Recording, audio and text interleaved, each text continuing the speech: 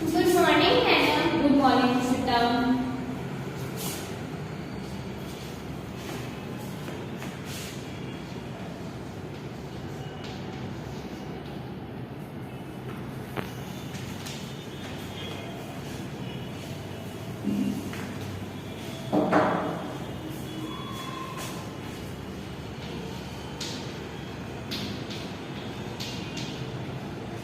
આજે આપણે ગણિત વિષયની અંદર અભ્યાસ કરીશું ધોરણ 8 ની અંદર.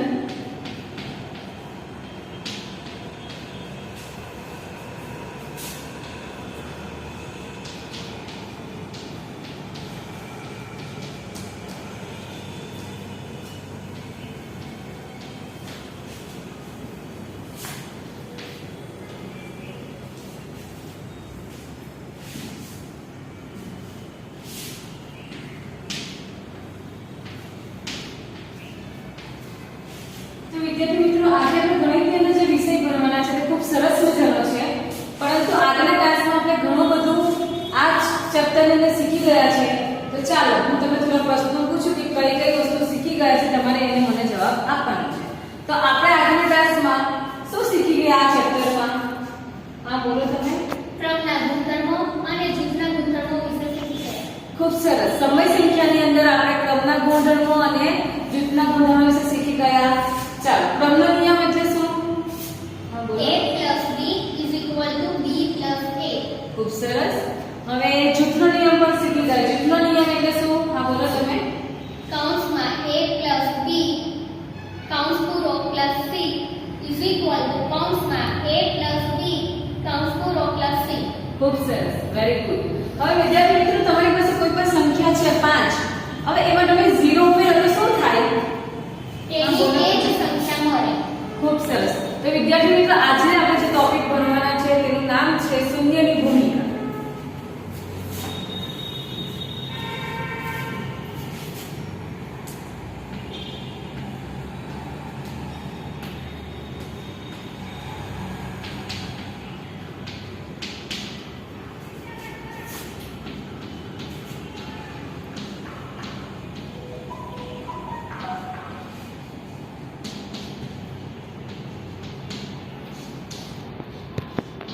હવે વિદ્યાર્થી મિત્રો, શૂન્યની ભૂમિકા મતલબ કોઈ સમીકરણ હોય, કોઈ સંખ્યા હોય, તેમાં શૂન્ય કઈ રીતે ઉપયોગી છે, શૂન્યની કઈ ઇમ્પોર્ટન્સ છે તે જોવાનું છે આપણે.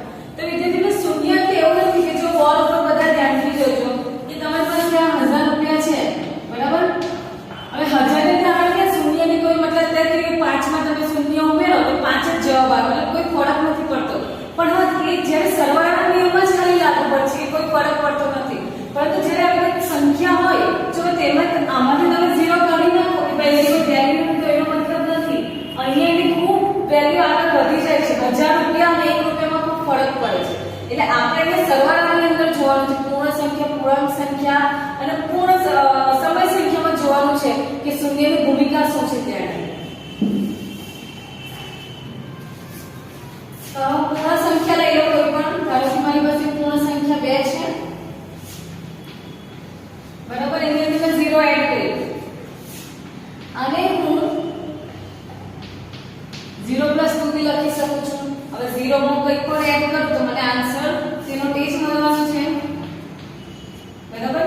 હવે હું કોઈ પૂર્ણાંક સંખ્યા લઈ લો -5. ચલો વિદ્યાર્થી મિત્રો, આનો આન્સર તમારે આપવાનો છે.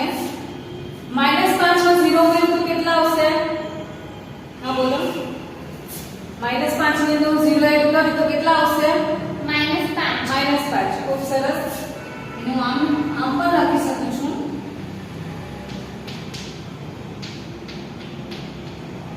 એટલે કોઈ પણ સંખ્યામાં હું 0 એડ કરું તો મને તેની તે સંખ્યા મળે. હવે એક સમય સંખ્યાનું ઉદાહરણ લઈ લઈએ. 2/3 છે, એમાં 0 એડ કર્યા. એને આપણે ક્રમના નિયમ પ્રમાણે લખી જોઈએ કે 0 આગળ લખીએ તો પણ મને તેની તે જ સંખ્યા મળે છે, બરાબર? તો આ જે સંખ્યા મેં તમને સમજાવી એના પરથી શું તારણ નીકળે છે કે 0 જે છે તે સરવાળા માટેની તટસ્થ ઘટક કહેવાય, બરાબર? નોટ ડાઉન કરજો બુકમાં. આ એમપી પોઈન્ટ છે.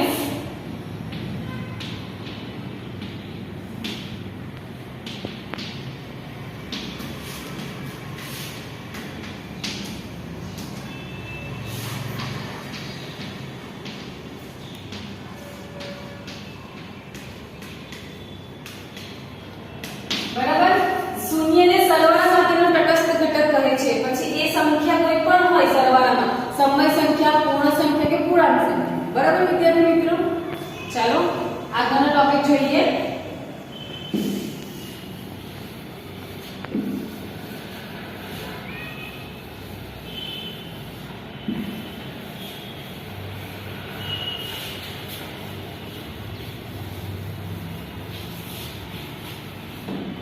જેમ આપણે જોઈએ કે 0 ની કેવી વેલ્યુ છે કે ભૂમિકા શું છે, તેમ હવે આપણે જોઈએ કે 1 ની ભૂમિકા શું છે કોઈ પણ સંખ્યામાં.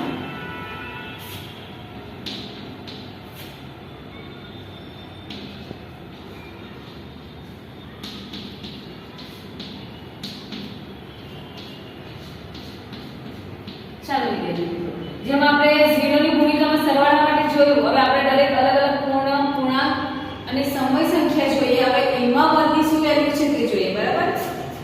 મેં એક પૂર્ણ સંખ્યા તો લઈ લીધી, હવે એને હું 1 સાથે ગુણ કરું, મલ્ટીપ્લાય કરું. બરાબર? તો 2 ગુણ્યા કેટલો થાય? હા બોલો તો. 2. ખૂબ સરસ. હવે ક્રમના નિયમ પ્રમાણે હું લખવા જાઉં તો 1 આગળ લખી શકું, ગુણાકારના નિયમમાં 1 ક્રોસ 2 પણ લખી શકું છું. સેમ જ આન્સર રહેશે. હવે આપણે પૂર્ણાંક સંખ્યા લઈ લઈએ -4 અને એની હું 1 સાથે ગુણ કાઢું. ચાલો તો શું થશે? -4 ગુણ્યા 1. હા બોલો તમે. -4. ખૂબ સરસ. આને પણ હું ક્રમના નિયમ અનુસાર 1 ગુણ્યા -4 લખી શકું. બરાબર? હવે સમય સંખ્યા લઈ લો.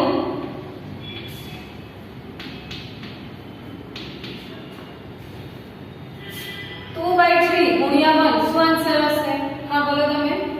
2/3. ખૂબ સરસ. બરાબર? આને પણ ક્રમના નિયમ અનુસાર લખી દો. 1 ગુણ્યા 2/3 લખાય. તો અહીંયા આપણે આ બધી જે સંખ્યામાં તમને સમજાય એના પરથી એક વસ્તુ એક તારણ નીકળે છે કે 1 એ કોના માટેનો તટસ્થ ઘટક છે? તો ગુણાકાર માટેનો. જેમ 0 એ સરવાળા માટેનો તટસ્થ ઘટક છે, તેમ અહીંયા 1 એ ગુણાકાર માટેનો તટસ્થ ઘટક છે.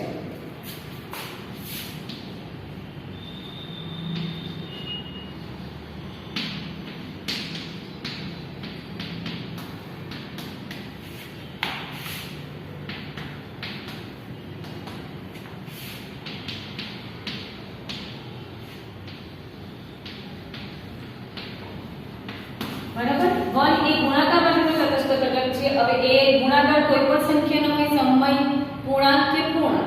બરાબર? હવે આપણે નેક્સ્ટ ટોપિક પર જઈએ છીએ. આગળ જે સમજાવું છું સમજ પડે છે ને? હા. ખૂબ સરસ.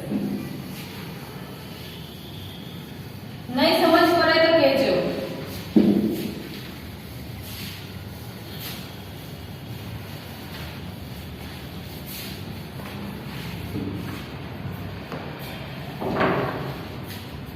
હવે આપણે જે નવો ટોપિક છે વિરોધી સંખ્યા. કોઈ પણ સંખ્યા ભણવાના છે તેમાં વિરોધી સંખ્યા કઈ રીતે આપણે બોલી શકીએ છીએ. આનો આગળનો ટોપિક છે વિરોધી સંખ્યા. કોઈ પણ સંખ્યા હોય તો એને વિરોધી સંખ્યા કઈ રીતે મળે આપણે.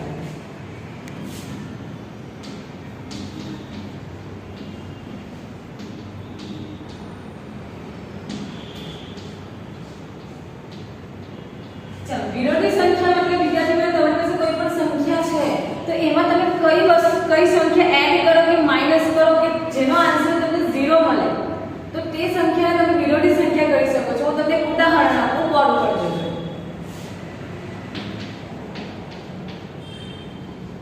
આ 2 છે. બરાબર? તો 2 માં તમે શું કરો તો તમને આન્સર 0 મળે? -2. બરાબર? તો આનો મતલબ શું થયો કે 2 ની વિરોધી સંખ્યા શું થઈ? -2. હવે એ જ રીતે એનાથી ઉલટું મેં એક સંખ્યા લીધી -2. તો આમાં મેં શું કરું? કઈ વસ્તુ કઈ સંખ્યા એડ કરું કે મને શૂન્ય આન્સર મળે? +2. ખૂબ સરસ. તો આ જ વ્યસ્ત સંખ્યાનો નિયમ છે. સામાન્ય રીતે જોવા જાય કોઈ પણ પૂર્ણ સંખ્યા હોય, તમારી પાસે કોઈ એક સંખ્યા એ છે જો તમારે વ્યસ્ત સંખ્યા બનાવવી હોય શોધવી હોય તો વચ્ચે પ્લસ -1/0 આ નિયમ તમારો લાગુ પડવો જોઈએ ત્યારે તમે કહી શકો છો કે એક સંખ્યા બીજી સંખ્યાની વ્યસ્ત સંખ્યા છે હવે આ આપણે પૂર્ણાંક સંખ્યાનું એક ઉદાહરણ લીધું હવે આપણે એક સમય સંખ્યાનું ઉદાહરણ આ રીતે લઈએ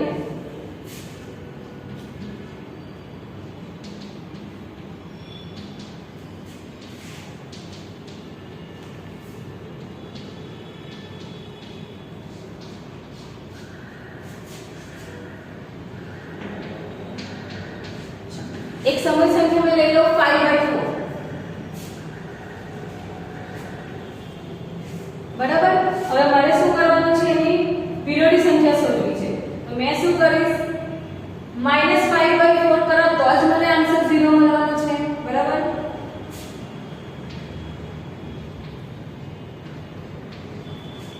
તો અહીંયા મેં શું કહી શકું છું 5/4 ની વ્યસ્ત સંખ્યા -5/4 છે બરાબર હવે તેનાથી ઉલટું જો જોવા જઈએ તો -5/4 ની વ્યસ્ત સંખ્યા કઈ કહેવાય હા બોલો તમે +5/4 ખૂબ સરસ સમજ પડી ગઈ તમને પીરિયોડિક સંખ્યામાં યસ મેમ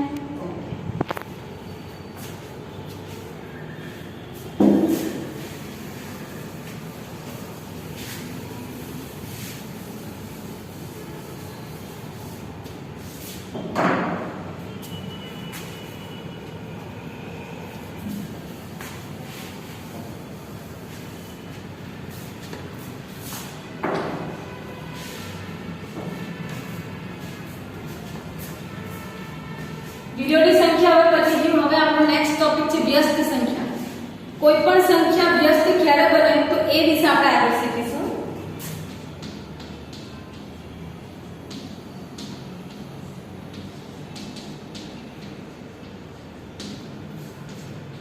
આજે વ્યસ્ત સંખ્યા શીખવાની છે તે આપણે સમય સંખ્યા માટે શીખશું તો હું પહેલા વ્યાખ્યા લખું છું બોર્ડ ઉપર તમે જોઈને શાંતિથી ઉતારેલા નોટબુકમાં પછી હું તમને સમજાવીશ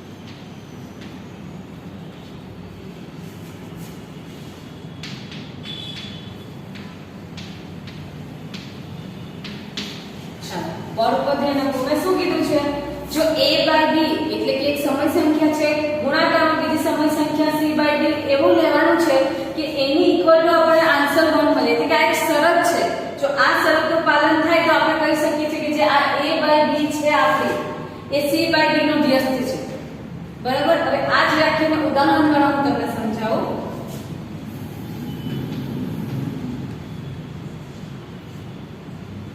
ચાલો એક ઉદાહરણ છે 8/21 હવે મારે આની વ્યસ્ત સંખ્યા શોધવાની છે મતલબ શું છે કે મારે અહીંયા કોઈ એવી સંખ્યાનો ગુણાકાર કરવાનો છે કે મને આન્સર 1 મળે બરાબર તો હું અહીંયા કઈ સંખ્યા ગુણીશ તો આને હું ઉલટાવી દઉં તો જ મને આન્સર 1 મળશે મતલબ કે મારી પાસે 8/21 છે હવે મેં 21/8 લખું જોઈએ શું આન્સર આવે છે શું થાય 8 કેન્સલ 21 કેન્સલ આન્સર મળી ગયો 1 યસ મેમ તો આને આપણે શું કહી શકીએ છીએ કે 21 ની વ્યસ્ત સંખ્યા જો કોઈ પૂછી હોય તો એનો જવાબ આવે છે કે 21/8 હવે આપણે બીજું ઉદાહરણ જોઈએ આની અંદર જ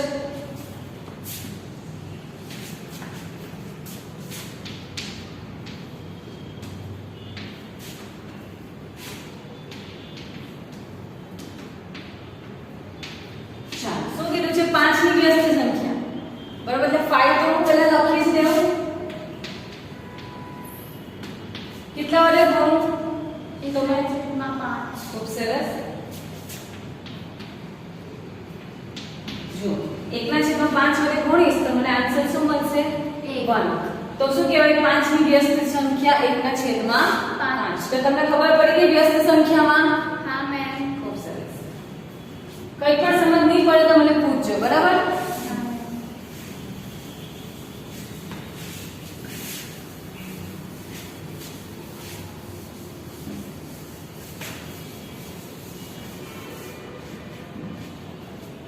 આગળનો આપણો ટોપિક છે સમય સંખ્યા માટે વિભાજનનો નિયમ.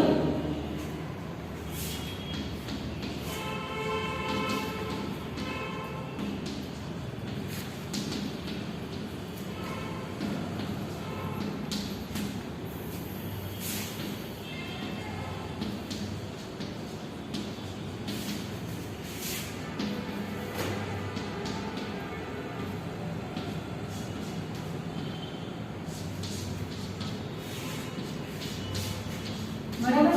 સમય સંખ્યા માટે વિભાજનનો નિયમ શું છે? બોર્ડ પર લખું છું, જોઈ લેજો, બરાબર? Yes ma'am.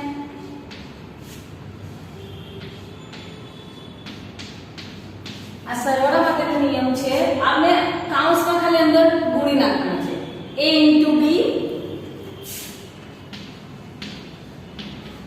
વચ્ચે વત્તાની નિશાની છે અને a * c. આ સરવાળા માટે વિભાજનનો નિયમ છે. હવે બાદબાકી માટે જોઈએ.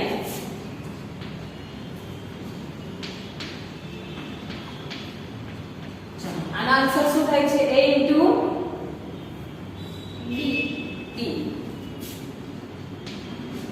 માઈનસ લાગે છે તે વચ્ચે માઈનસની નિશાની આવશે. પછી a * c. તો આ શું થઈ ગયું? આ બે આપણા વિભાજનના નિયમો છે. હવે આના આધારે આપણે ઉદાહરણ કે એક્ઝામ્પલ જોઈએ, બરાબર? તો સમય સંખ્યા માટે a બરાબર હું લઈ લઉં છું 1/2.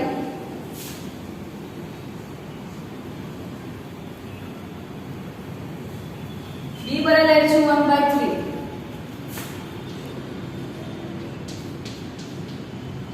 અને c બરાબર લઈ છું 1/4. હવે આપણે શું કરીએ? પહેલા આમાં જ જોઈએ, ગુણધર્મ જોઈ લઈએ. એટલે કે a * b કરી દઈએ વત્તા a * c કરી દઈએ, પછી જોઈએ શું થાય છે આપણે.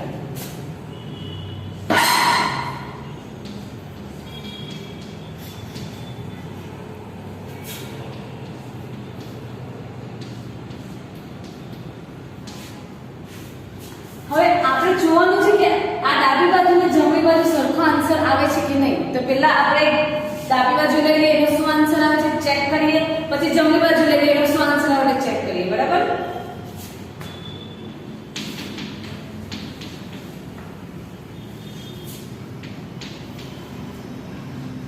ડાબી બાજુ લીધી તો 1/2 તો એમને એમ જ રહેશે. પહેલા આપણે આ એનો અંદરનું 1/3 + 1/4 નો આન્સર લઈ લઈએ.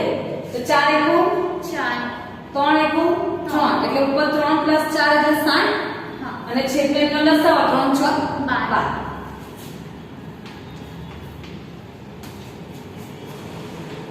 ચાલો, હવે તમે જુઓ તો તમારો આન્સર શું આવે? 7. ઉપર 7 * 7.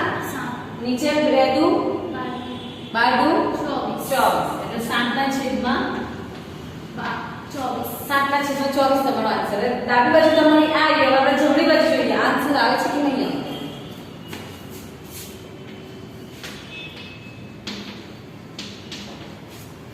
ચાલો, જમણી બાજુ શું છે? પહેલા આ બેનો ગુણાકાર કરવાનો છે. એટલે શું થાય? 1 ના છેદમાં 6 આન્સર આવશે. હા. ચાલો, હવે 1 ના છેદમાં 2 ગુણ્યા 1 ના છેદમાં 4 તો 1 ના છેદમાં 8 આવશે. હા.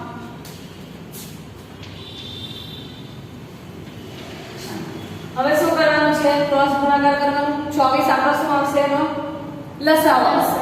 તો 6 * 6 24. 6 ના ઘડિયામાં 4 આવે, 6 * 24 અને 8 તાલી 24. જો લસાઅ આપણે શું લેવાનો છે? પહેલા આપણે જે લસાઅ લેવાનો છે તે લખી દઈએ. 24 લસાઅ આવે પછી તમે સમજાવો. તમે 6 ને કેટલા વડે ગુણો તો 24 આવે? 4. હવે અહીંયા 8 તો 8 ને કેટલા વડે ગુણો તો 24 આવે? 3. હવે તમે પહેલા કન્ફ્યુઝન થઈ ગયા. હવે જો 4 + 3 એટલે 7 અને છેદમાં 24. થઈ ગયું ને? જો ડાબી બાજુનો જે જવાબ છે તે જવાબ જમણી બાજુનો છે. તો લખી શકીએ ડાબી બાજુ ઇઝ ઇક્વલ ટુ જમણી બાજુ. તો અહીંયા વિભાજનનો નિયમ સાચો છે, સાબિત થાય છે. આ સરવાળા માટે છે. સેમ જ તમે હવે બાદબાકી માટે કરી શકો છો. સેમ જ આન્સર આવશે. બરાબર? Yes ma'am.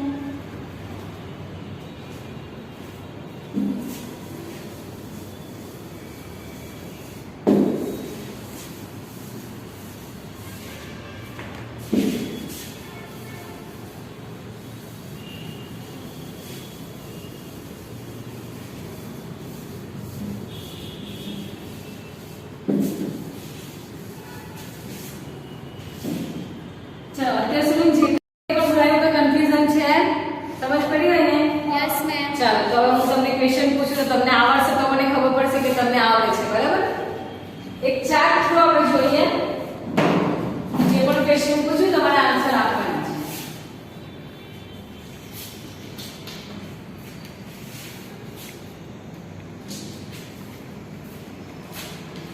ચાલો ફર્સ્ટ ક્વેશ્ચન શું છે આપણો? કે સમય સંખ્યાઓ માટે સરવાળાનો તટસ્થ ઘટક કયો છે? હા બોલો.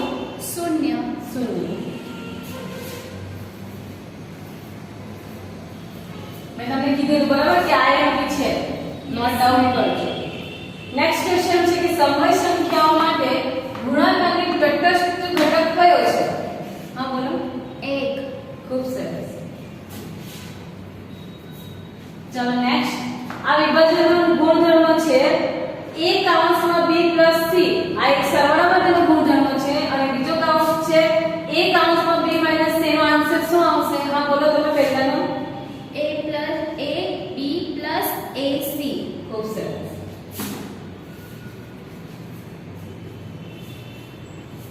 ab plus ac. નેક્સ્ટ બાદબાકી માટે કોણ બોલશે? હા બોલો તમે. ab minus ac. હા બરાબર.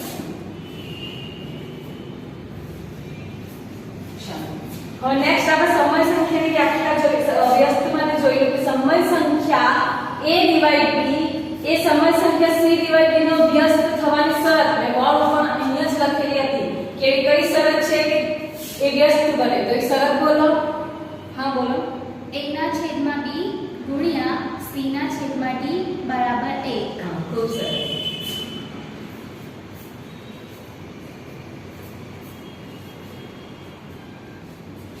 તમે ખૂબ સરસ આન્સર આપ્યો. મતલબ કે તમે બધાએ ધ્યાનથી ભણ્યા છો યસ મેમ. તો જ તમને આન્સર આવેલા છે. ખૂબ સરસ.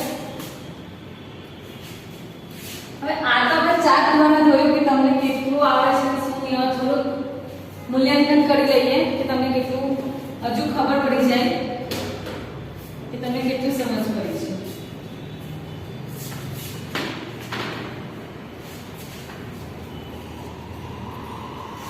ચાલો નીચેના વિધાનોની ખાલી જગ્યા પૂરો. પહેલું છે 1/x ની વ્યસ્ત સંખ્યા કઈ છે? આપણે શીખી ગયા છે. ચાલો હા બોલો તમે. x. Very good. નેક્સ્ટ છે કે શૂન્યનો વ્યસ્ત ખાલી જગ્યા છે. શૂન્ય આપણે જે તમને કીધું તો શૂન્ય છે તો શૂન્યની કોઈ વ્યસ્ત સંખ્યા આવે ખરી? ના મળે. આપણે શીખી જ ગયા છે કે શૂન્ય હોય તો કોઈ પણ 1 ની વ્યસ્ત સંખ્યા મળે, શૂન્યની વ્યસ્ત સંખ્યા નહીં મળે. હવે આપણો જે નિયમ છે a કૌંસમાં b c ab ac થાય તો અહીં આપણે કયા ગુણધર્મને લાગુ પડેલો કહેવાય છે? હા બોલો. વિભાજનનો. વિભાજન. Very good.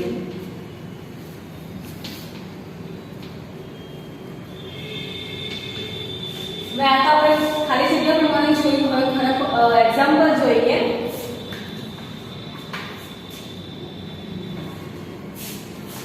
એક્ઝામ્પલમાં ખાલી આન્સર નથી આપવાના. કેવી રીતે આપવું હું તમને પૂછીશ. બરાબર? તમારે મને લખવાનું છે. ચાલો -7/19 ની વ્યસ્ત સંખ્યા પહેલા કેટલી કઈ છે ખાલી એ બોલજો. હા બોલો. 7/19. 7/19 ખૂબ સરસ. હવે 7/19 છે તો કઈ રીતે તમે કહી શકો? હા બોલો. -7 બોલ જતો હું બોલાવીશ. -7/19 હા પ્લસ 7/19 બરાબર. એટલે -7 પ્લસ 7 છેદમાં 19 બરાબર. પ્લસ અને માઇનસ એટલે 7 ના 0 થઈ જશે એટલે 0 ને છેદમાં 19 એટલે ટોટલ જવાબ 0. એટલે આપણે આ સંખ્યાની કન્ડિશન જ હતી કે આ સંખ્યાની કે એવી સંખ્યા શોધો કે એનો આન્સર 0 મળે એટલે તમે અહીંયા બરાબર આન્સર લીધો. ચાલો નેક્સ્ટ છે 13/17 ની વ્યસ્ત સંખ્યા કઈ?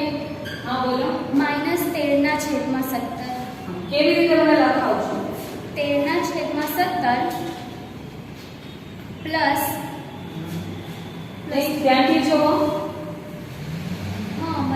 પ્લસ પછી કાઉન્સની અંદર માઇનસ અચ્છા કાઉન્સની અંદર માઈનસ 13/17 એટલે 13 - 13 થશે ને નીચે 17 આવશે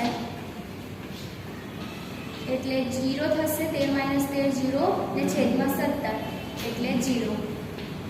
વેરી આપણે જે કન્ડિશન હોય તે જગ્યાએ એપ્લાય કરી દી છે કે 13/17 એટલે તમે -13/17 લો પછી આપણે સરવાળો કરો તો તમને 0 આન્સર મળે. એટલે અહીંયા 13/17 ની વ્યસ્ત સંખ્યા છે -13/17. ખૂબ સરસ. તમે ખૂબ સારો પ્રયત્ન કર્યો છે અને તમને બધું આવડે છે. હવે તમે સ્વાધ્યાય લખાવ લખી લેજો.